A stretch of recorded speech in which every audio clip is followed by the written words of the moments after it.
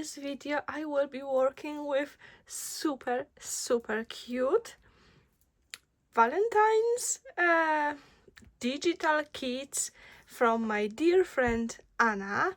This is from her Etsy store and these are called felt Valentines. She offers few different sets.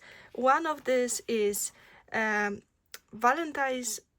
Valentine's cuties, and there are, I think, 3 different A4 sheets in that set. I printed one and I'm going to use this one. Then there is felt Valentine's flowers. I also printed one, the page full of gorgeous flowers. And then I also printed felt Valentine's labels, and there are 4 different pages. They've got lots of elements. I will cut them out and we will make few cards today. To print my graphics, I use matte photo paper. This is 220 GSM. I've got it from Amazon and I will link it in the description below the video. Also, I will link for you these sets so you can check the Anna's Etsy store. She's got lots of digital sets and papers, absolutely amazing quality, and I love her style, so maybe you will find something you like as well. I did cut out so many images, not all of them, but I still have plenty left. But I did sort them out into 5 cards. I will not show you yet. I'll be doing one at a time. I already prepared the compositions, and a part of the images I also used a embossing folder. This one has pretty dots. Let me just show you. So this embossing folder is a large one. It's split into 2 designs, flowers and the dots. I don't know if you'll be able to see it. This is from Spellbinders. The cards are very simple. Just cut out the elements and stick them on your cards. I've got A2 size cards, so 4¼ by 5½ inch. And for this one I will have this textured paper.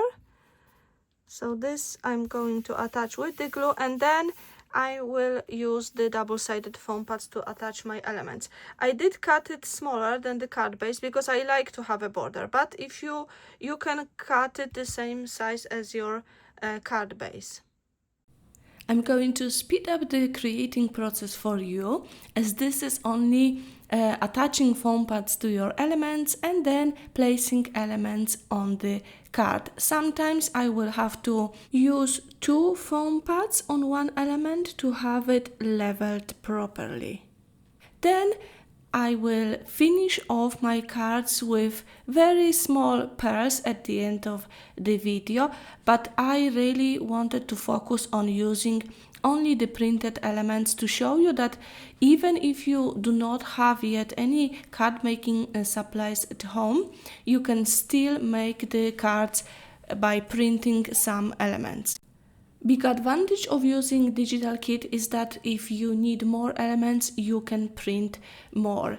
And this is especially good if you make lots of cards, like for example, if you make cards for charity, you can create 10, 20, 30 by printing more elements. And another thing is that everything in the sets go really nice with each other. I absolutely love that session. Maybe these cards are not my usual cards, but I did enjoy creating with the sets and I think I will do it more often. Let me know what do you think about creating cards like that. Super simple, but I still think they are very nice, interesting, and I think lots of people would like that style. I may have one more video with this set, not necessary for a Valentine's Day, and for more embellished cards, because these elements are super pretty and they can be used with other things you probably already have in your stash.